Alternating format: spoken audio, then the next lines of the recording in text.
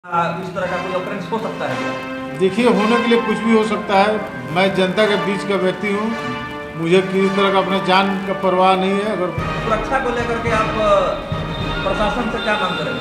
मैं प्रशासन से मांग करूँगा कि इस तरह घटना को रोकने के लिए अपने स्तर से मेरा सुरक्षा पर ध्यान दें। अब मुझसे दीवार ढहाने से कोई संपर्क है, ना कोई दीवार बनाने से संपर्क है।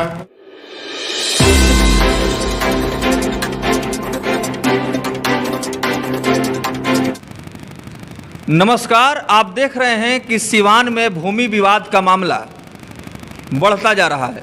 ऐसे तो राज्य सरकार के द्वारा भूमि विवाद के निष्पादन के लिए विशेष दिशा निर्देश दिया गया है और पदाधिकारियों को सबसे अधिक ध्यान भूमि विवाद पर देने के लिए कहा गया है। बजाबते इसके लिए जनता दरबार का आयोजन हो रहा है। लेकिन हम बात करें मैरवा का, तो कल एक वीडियो वायरल हुआ था मीडिया के माध्यम से, जिसमें दिखलाया गया था कि एक व्यक्ति हैं जो कि दबंगई कर रहे हैं और अपना प्रभाव और वर्चस्व दिखा रहे हैं, खुलेआम धमकी दे रहे हैं। इसमें कितनी सच्चाई है और जिस व्यक्ति के ऊपर मीडिया में आरोप लग रहा है वह क्या कुछ कह रहे हैं, इसी की पड़ताल करने के लिए, सच्चाई से अवगत होने के लिए हम आज पूर्व चेयरमैन नगर पंचायत मैरवा से, जो उनके पति हैं, वो हमसे बातचीत करेंगे। सबसे पहले इनका परिचय लेते हैं। अपना नाम बताएं। बिहारी लाल। बिहारी लाल जी, आपकी धर्मपत्नी यहाँ नगर पंचायत मैरवा में सभापति रह चुकी हैं 2012 से 2017 जी। कल मीडिया में एक वीडियो वायरल हुआ है जिसमें आपके ऊपर गंभीर आरोप लगाए जा रहे हैं कि आप धमकी दे रहे हैं और अपना प्रभाव और दबंगई दिखा रहे हैं। इसमें कितनी सच्चाई है? देखिए, उस वीडियो में जो वायरल हो रहा है, उस ज़मीन से मेरा कोई बहुत ज़्यादा ताल्लुकात नहीं है। वो ज़मीन गैर मजरूआ ज़मीन है और उसके पीछे मेरी ज़मीन है। लेकिन गैर मजरूआ ज़मीन पर किसी को भी अतिक्रमण करने का अधिकार नहीं है। इसका मैं विरोध कर रहा हूँ। बस यही मेरी गलती कही है या सही कही है। इसके अलावा मैंने जब 30 तारीख को ही अंचलाधिकारी महोदय से संपर्क करके आवेदन दिया तो उन्होंने उस पर थाना प्रभारी को 144 107 करने का आदेश दिया और उसके बाद भी नहीं काम बंद हुआ। काम रात में हो रहा था। किस कारण से, कहाँ के असामाजिक तत्व तो आए हुए थे कि मेरे द्वारा अगर काम रोका गया है और कहा जा रहा है कि ढहाया गया है, तो किस असामाजिक तत्वों के द्वारा खड़ा होकर उसका उतना ऊंचा दीवार और पिलर निर्माण करा दिया गया है, ये आप लोगों के सामने है। उसके बाद जब स्थिति विस्फोटक होने लगी तो थाना प्रभारी महोदय ने 144 107 की कार्रवाई करने के लिए एसडीओ के यहाँ रिपोर्ट भेजी, जिसके तत्वावधान में 9/7/22 को एसडीओ अनुमंडल पदाधिकारी महोदय के द्वारा 144 107 की प्रक्रिया चालू कर दी गई है। उसके बाद थाना प्रभारी के द्वारा 10/7/2022 को रात 9 बजे दीवार की जुड़ाई हो रही थी, तो उन्होंने स्वयं जाके काम को बंद कराया है। ना मुझसे दीवार ढहाने से कोई संपर्क है, ना कोई दीवार बनाने से संपर्क है। हाँ, ये जरूर है कि गैर मजरूआ ज़मीन अतिक्रमण न हो, इसके लिए मैंने प्रशासनिक मदद, प्रशासन से सहायता जरूर मांगी है। इसके अलावा मेरा इस विवाद से कोई भूमिका नहीं। ये बिहार सरकार की संपत्ति है। गैर मजरूआ तो बिहार सरकार की हुई। बिहार सरकार की संपत्ति है और बिहार सरकार के प्रॉपर्टी पर यहाँ के जो भी अंचलाधिकारी हैं, जो इस विभाग के पदाधिकारी हैं, उनको इसको गंभीरता से लेना चाहिए। और आपने आवेदन दे करके इसको बजाते आपने मतलब उनके संज्ञान में दिया है कि आप इसको देखें। तो अंचलाधिकारी ने थाना अध्यक्ष को दिया कि आप जो है वास्तुस्थिति से अवगत हो जाइए और रिपोर्ट कीजिए। उसमें क्या प्रगति हुई? अंचलाधिकारी महोदय ने तो तुरंत 30/6/22 को ही आदेश में लिख दिया कि थानाध्यक्ष महोदय कृपया कर जांच कर 144 107 की कार्रवाई कर। तो ये लोग मतलब वहाँ पर काम करा रहे हैं या गैर मजरूआ जो ज़मीन है उसको हड़पने की नियत हो, या जो भी नियत हो कर रहे हैं, तो अभी तक स्थानीय थाना की इसमें क्या भूमिका रही है?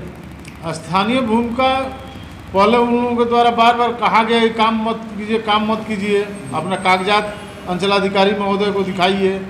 लेकिन वो लोग मनबड़ और गुंडा असामाजिक तत्व आदमी हैं। उन लोगों को चाहिए कि जब मौखिक रूप से थाना प्रभारी अंचलाधिकारी ने ऊपर कहा कि इस काम को रुक कर अपना कागजात ले कर दिखाइए, तो उन लोगों के द्वारा कागजात न दिखा के रात में जोड़ाई और ढलाई का काम किया जा रहा है।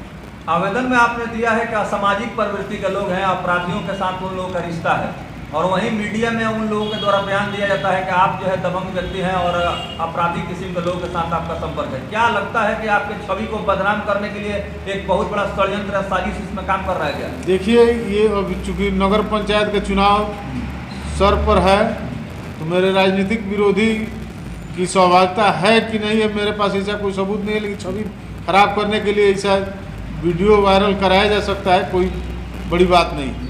तो बतलाते मैं एक सामाजिक व्यक्ति हूँ, समाज से जुड़ा रहने वाला व्यक्ति हूँ और कानून नियम का पालन करने वाला आदमी हूँ।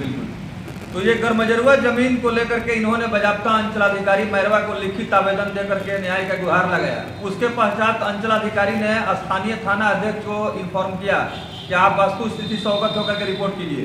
तो कुल मिलाकर के जो विपक्षी गण है, चुनाव का समय करीब आ रहा है और जैसे जैसे जिस तरह से इनकी जो है लोकप्रियता बढ़ रही है और अपना क्षेत्र में इनका जो मान सम्मान बढ़ा है, लगता है कि मतलब एक साजिश के तहत इस छवि को धूमिल करने की कोशिश हो रही है। हो सकता है, इसकी कोई बड़ी बात नहीं है। तो आपको लगता है कि इसमें सुरक्षा के दृष्टिकोण से आपके ऊपर कोई इस तरह का मतलब हमला या इस तरह का कोई ऑकरेंस हो सकता है क्या? देखिए, होने के लिए कुछ भी हो सकता है। मैं जनता के बीच का व्यक्ति हूँ, मुझे किसी तरह का अपने जान का परवाह नहीं है। अगर मुझे ईश्वर ने चाहा तो कोई नहीं मार सकता है, आदमी के मारने से कुछ नहीं होता है। लेकिन अभी जो माहौल हमारे खिलाफ बनाया जा रहा है असामाजिक तत्वों द्वारा, क्योंकि मेरा लोकप्रियता बढ़ रहा है मैरवा नगर पंचायत में, इसलिए इस तरह का एथिक किया जा रहा है। लेकिन मैरवा की जनता सब कुछ जानती है कि कितना हम क्या गलत हैं, कितना सही है। ये तो समय है पर इस विषय में स्थानीय थाना अध्यक्ष से हम बात करेंगे और जो गंभीर आरोप लगाए जा रहे हैं उस आरोपों में कितनी सच्चाई है और थाना अध्यक्ष इसको मामले को कितना गंभीरता से ले रहे हैं, इस पर उनसे बातचीत होगी।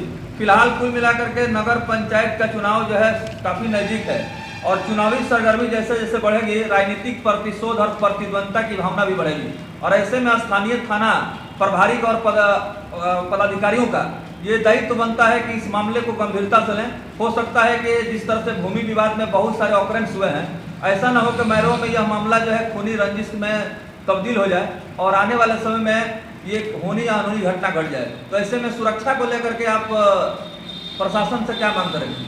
मैं प्रशासन से मांग करूंगा कि इस तरह की घटना को रोकने के लिए अपने स्तर से मेरा सुरक्षा पर ध्यान दें और मैं खुद 1-2 दिन के अंदर मैं जिला पदाधिकारी महोदय एवं पुलिस अधीक्षक महोदय से मिल के मैं आवेदन दूंगा कि इसके अपने स्तर से ही जाँच करावें। अगर ये ज़मीन उन लोगों की पुश्तैनी, जैसे बताया जा रहा है कि पुश्तैनी है, खतियानी है, तो फिर उससे हमको क्या मतलब है। लेकिन अगर गैर मजरूआ ज़मीन है तो सरकार को भी अपने स्तर से जांच करके उस पर अवैध अतिक्रमण न हो, इसकी जांच करावें और उसको रोकें। रास्ता अवरुद्ध होने से बंद कर रोकें कि रास्ता अवरुद्ध ना हो और मेरे जान माल की सुरक्षा मेरे विरोधियों के द्वारा किया जाए, इसका मैं अनुरोध करूंगा। राज्य सरकार की तरफ से भी स्पष्ट दिशा निर्देश दिया गया है कि जो अवैध अतिक्रमणकारी हैं, जो सरकारी संपत्ति को अतिक्रमण कर रहे हैं, उनको आइडेंटिफाई किया जाए, पहचान किया जाए और ताकि सरकारी संपत्ति जो है सुरक्षित रहे। ये सार्वजनिक होता है। अगर कोई व्यक्ति विशेष अपने प्रभाव और वर्चस्व से उसको हड़पना चाहता है तो उसके ऊपर कानूनी मुकदमा भी होना चाहिए।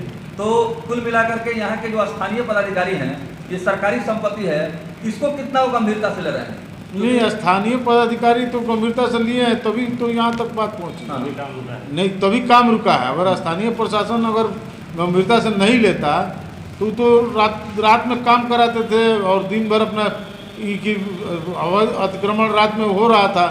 लेकिन लोकल प्रशासन के जागरूक होने से ही 144 की प्रक्रिया लागू हुई है। अब हमको उम्मीद है कि सीओ अंचलाधिकारी महोदय स्वयं जांच कर इसका अगर किसी तरह फर्जी पट्टा हो चाहे कोई हो तो उसको निरस्त करने की कार्रवाई अपने स्तर से करेंगे। हमको यही उम्मीद है।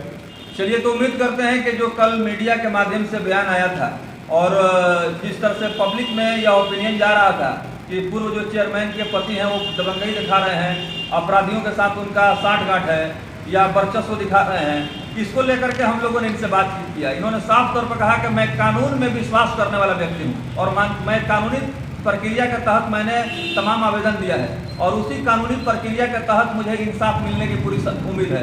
तो कुल मिलाकर देखना दिलचस्प होगा कि जिस तरह से वीडियो मीडिया के माध्यम से वायरल हो रहा है और वायरल होने के बाद से प्रतिष्ठा धूमिल हो रही है, तो आने वाले समय में आप जो है कोर्ट ऑफ कंटेम्प्ट, मानहानि का मुकदमा वगैरह भी करेंगे क्या? देखिए, एक बात मैं कहना भूल गया हूँ, उसको फिर मैं कहना चाहूँगा कि अगर गैर मजरूआ ज़मीन अतिक्रमण होने से बचती है तो कम से कम 20 आदमी के परिवार को रास्ता मिलेगा। अच्छा, वहाँ आबादी कितनी है लगभग? आबादी तो वहाँ गांव की करीब करीब 1000-1200 होगी। 1000-1200 आबादी में कुल कितने घर होंगे एक अनुमान के आधार? घर नहीं है, उसके पीछे खाली जमीन है, खाली जमीन घर बने, लोग अपना मकान बनाएंगे। लेकिन उन लोगों के दबंगई और गुंडागर्दी के वजह से कोई सामने नहीं आ रहा है। क्योंकि मैं शुरू से मैरवा नगर पंचायत क्षेत्र में कोई अपराधकर्मी का पाँव न जमे, इसका मैं शुरू से ही विरोध करता हूँ। ये मेरा इतिहास है, इसके बारे में पूरा मैरवा की नगर पंचायत की आम जनता जानती है और मैं इसीलिए विरोध कर रहा हूँ। और ठीक है, मेरा भी ज़मीन है, पर्सनल मेरा भी है, इससे मुझे भी रास्ता मिलेगा। अगर उसका कागज़ सही हो तो मुझे कोई एतराज़ नहीं। अगर उसका कागज़ जाली है, फर्जी पट्टा है, गैर मजरूआ ज़मीन है, तो अतिक्रमण नहीं होना चाहिए। मैं जनता से और आम मैरवा के लोकल प्रशासन से यही मांग करूँगा। बहुत बहुत धन्यवाद।